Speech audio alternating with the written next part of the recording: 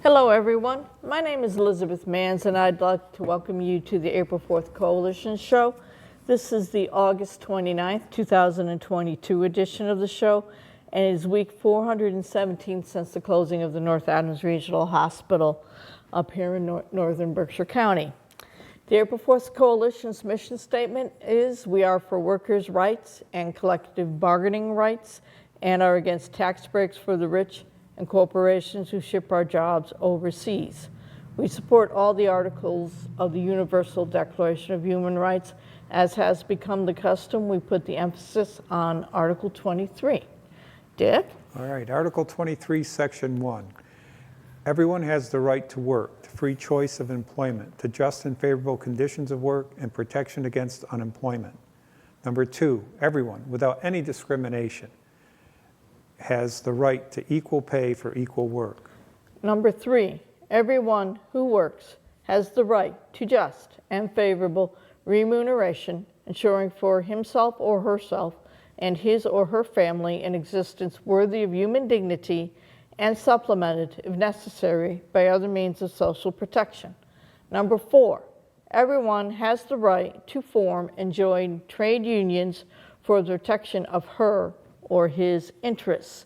And as is the custom, we like to do a thank you to both Michael Putnam, who is the program director for the public access radio station WMNB LP 107.1, for airing the audio portion of our show on Fridays at 6 p.m., and to our wonderful producer, David Fabiano, who lets us come in after hours to tape the show, since I'm still working at this point in time in life. Anyway, and Dick, this show is we're going to be putting the focus on something that many people probably don't realize, which is Labor Day. It's sort of become the thought that this is just the holiday that marks the end of summer, when really it has a much richer history than that. Yeah, so I went on YouTube and I found this one video. It's about 18 minutes long, and it's about the history of Labor Day. And it was produced in a show called In the Moment. And In the Moment is South Dakota Public Broadcasting's daily news and cultural magazine program.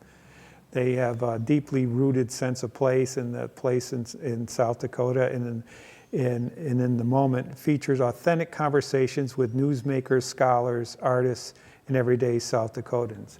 So in this broadcast, it was done in 2020, and it has a historian that will talk about how Labor Day is dedicated to the achievements of the American worker.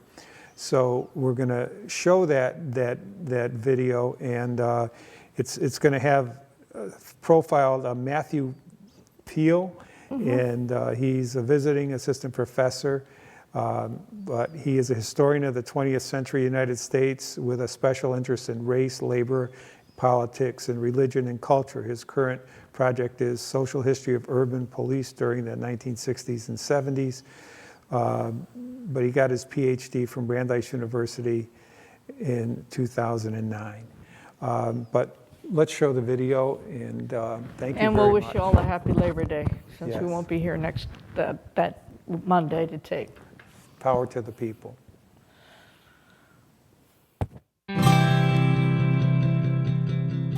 Well, Dr. Peel, welcome, and thank you for spending time with us today.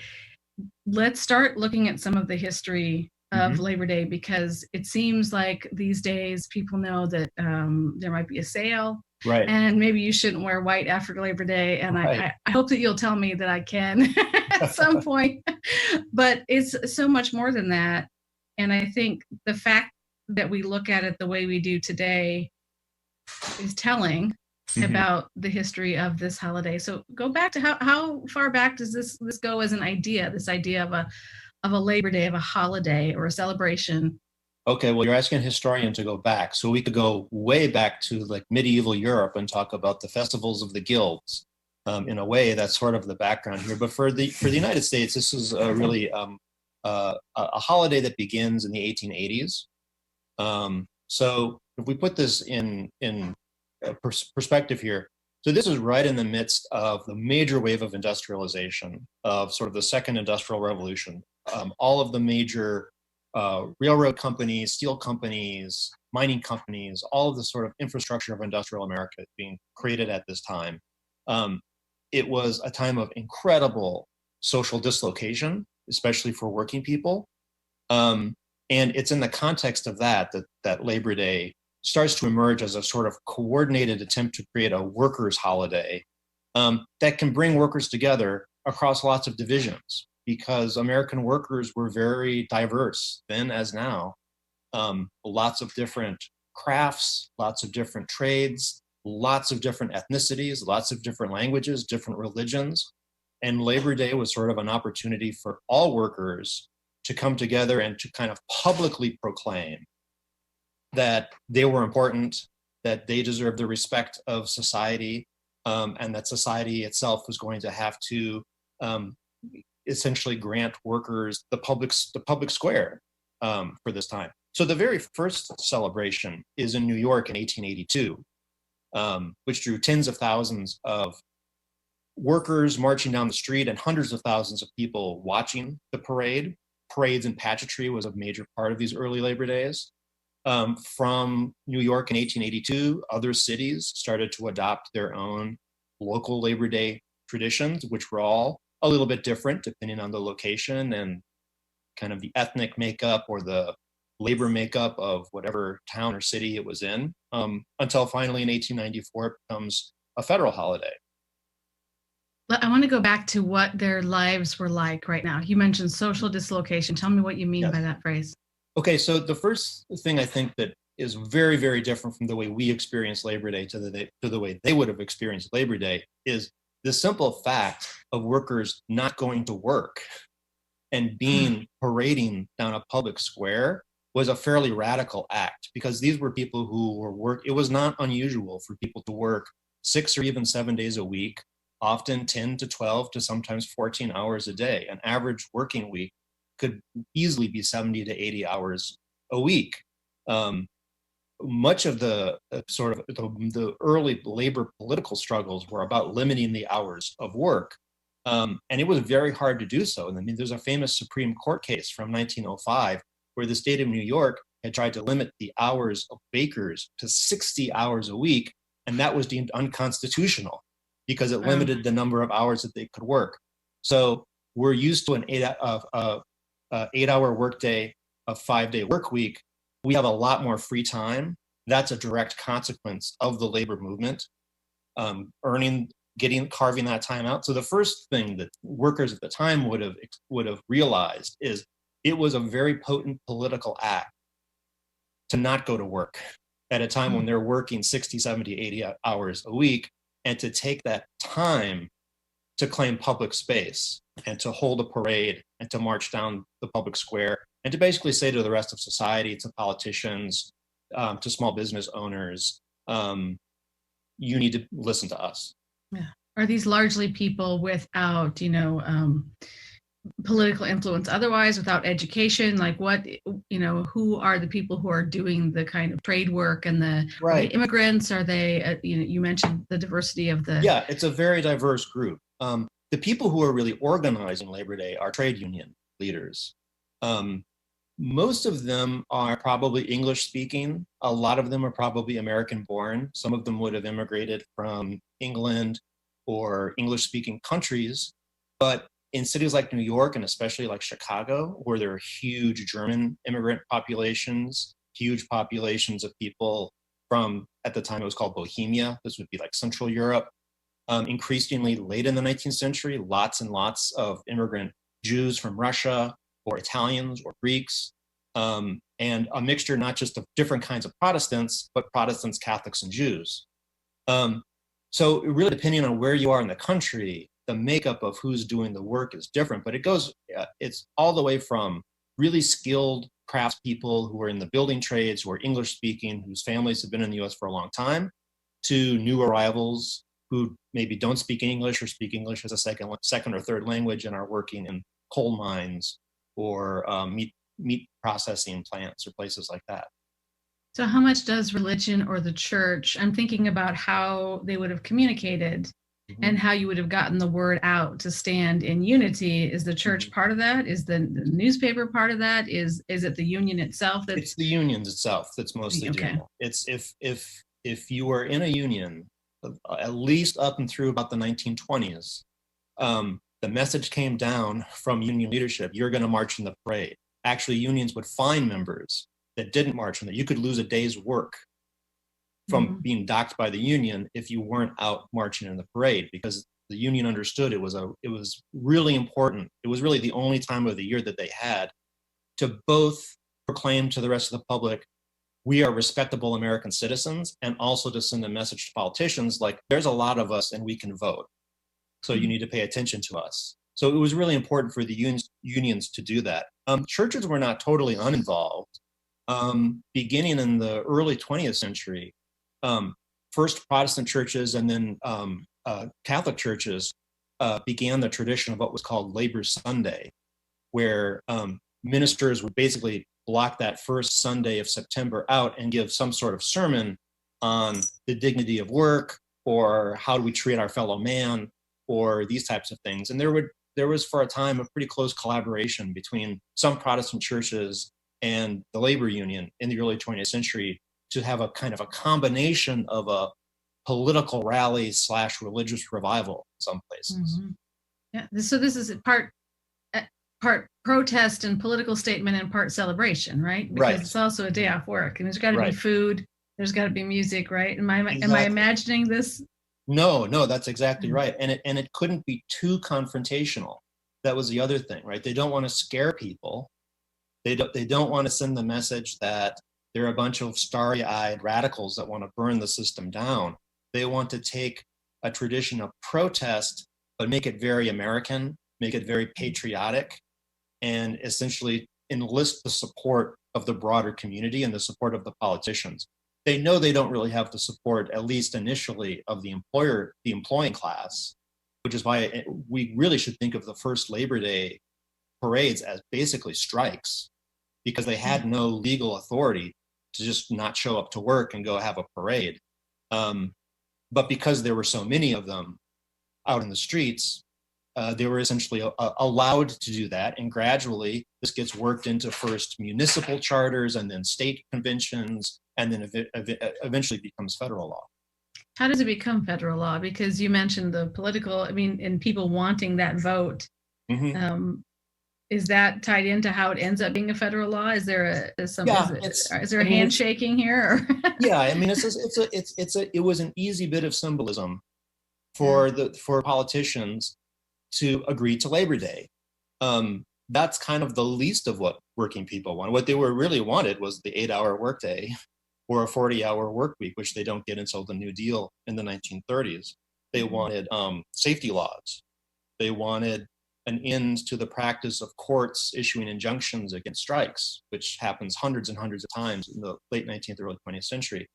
So there were some big ticket items that organized labor really wants that they are not getting or don't get for decades down the road. Labor Day is kind of a nice symbolic way of recognizing the importance of labor, maybe making some sort of political alliance, thinking that you can secure some votes here and there if you're a politician, without kind of giving them the big ticket items that they probably most want. How has it evolved over, as I said before, it seems like now it is a time for it's a day off. It's maybe right around school starting. We think of it as the end of summer. We think of it as a day that retail organizations and car dealerships try to, invite you to go shopping. Yes. What changed? Well, there are a couple of things that we can point. I think you're absolutely right that it has gone from an explicitly worker-centric, and not just worker-centric, really a pretty explicitly labor union-centric holiday, to a holiday that is, it's not only generic, but it often sort of loses any association with labor at all. It's more about consumption than it is about work. And this all starts to happen in the wake of World War II. Part of that is because there's a much larger middle class with more disposable income.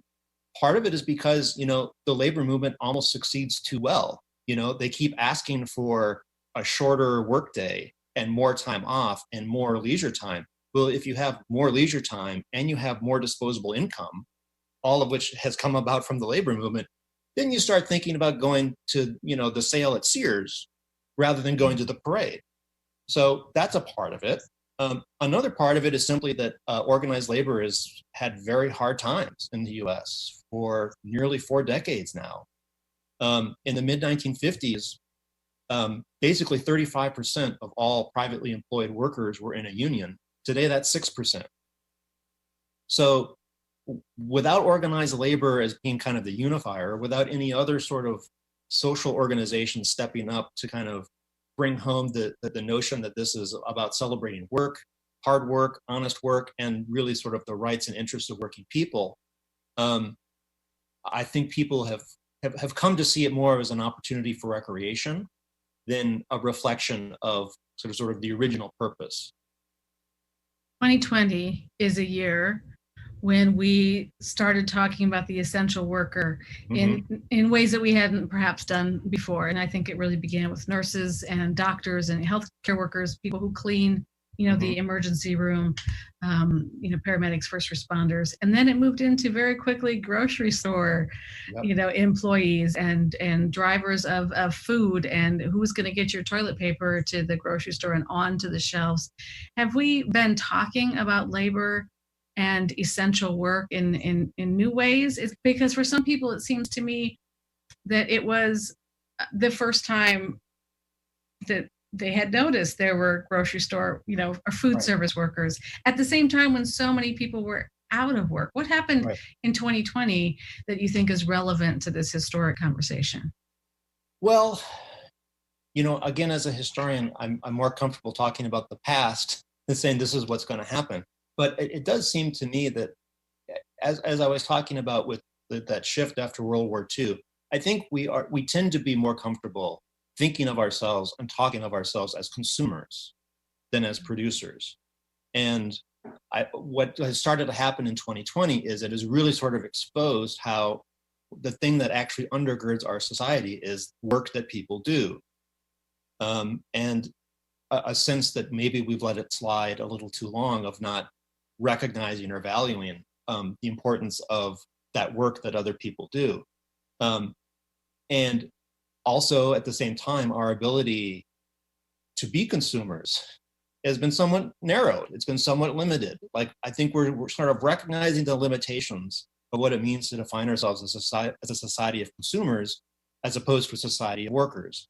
And that is a shift that has played out well over the course of the 20th century, and we may be readjusting that. Yeah. I want to go back and ask you something that I wish I had asked a little sooner, which is about the role of gender in those early Labor Day. Yeah. Was it mixed? Were there a lot of women workers that were part of these early trade unions in different trades, or was this a largely male effort? There were some women involved. There were not a lot of women involved. It was very gendered. It was very gendered towards men. This was very much like, a sign of masculinity was that you are an autonomous, independent worker that provides for your family. And in fact, really the mark of a true man by the standards of the time is that your wife doesn't work. So this is very much tied to a sense of manliness and independence, that an independent man should be able to provide for himself and should have a wage that allows for the finer things of life so that his wife or daughters don't have to work. It's also true, there are some examples, for instance, of in Southern California in the 1930s and 40s of Labor Day parades that start to use Hollywood actresses, starlets, essentially, almost as models in the parades. Which today we look back and on the one hand, they're kind of playing into the celebrity culture of the time, and they're kind of tapping in pop culture and fusing that with labor. On the other hand, it is striking that like the first time you see lots of women in these parades, they're there to be ogled at, essentially. So yeah, that is definitely a legacy that in 2020 would have to be rethought. Yeah, they're there for the gays at that point. Yeah. That's fascinating. What are some of the untold stories that you know from this era and sort of this battle of workers' rights, or even being acknowledged, that you find fascinating, whether it's a person or a strike, or something that you think is significant, that draws your attention as a historian? Well, I guess I'm going to take this a little bit different direction. I mean, one of the things that I find really fascinating about Labor Day, when we think about it, is that it's such an unusual federal holiday. It's a federal holiday that honors a particular group of people in a particular activity. Like, we have holidays for veterans, and that makes total sense, right? Because veterans serve the nation, and this is a national holiday. We have holidays honoring the 4th of July. We have holidays honoring presidents. These are national holidays. Almost the only other holiday that is like Labor Day is maybe Martin Luther King Day, where it honors like a social group or a social movement or something. There's no federal holiday for women's suffrage. There's no suffrage day. There's no federal holiday that marks the end of slavery. There's no federal holiday that celebrates national parks. There's no federal, even election day is not a federal holiday. So I think it should remind us of how important the history of labor and the history of working people have been to the country, that with all of the things that we don't mark as national holidays, we do mark work, we do mark labor. Maybe that means that we have to go back and rethink and add a few holidays that we're missing, but it also means that I think we're remiss if we're not reminded what it is we're actually honoring, and how unusual it is that a social group and a social movement is seen as so integral to the nation itself. So, Dick, I want to thank you for finding that wonderful video on Labor Day, and we hope our audience enjoyed it. And I hope we can follow up with more perspectives on it too. That was a good foundation. Yep. I think we can go and look further into it, but this was a good start, and I hope everybody enjoys their Labor Day Weekend, and a reminder to go out and vote the Tuesday after Labor Day, as that is the state primary elections in Massachusetts. Vote often and early. Yep, thank you, everyone.